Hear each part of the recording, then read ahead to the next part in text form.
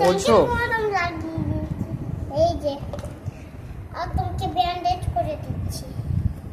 এবার তোমার বোঝ ঠেলা, বোঝো বোঝো ঠেলা এবার। ঠিক আছে, থ্যাংক ইউ। আর দেখি হাতটা ক্যাপিটাল হয়েছে, দাঁড়াও আমি তুলে দিচ্ছি। ওই দেখি,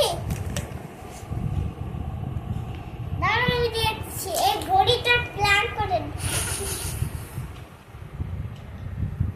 আর ব্রাশ আর স্টিক ব্রাশ আর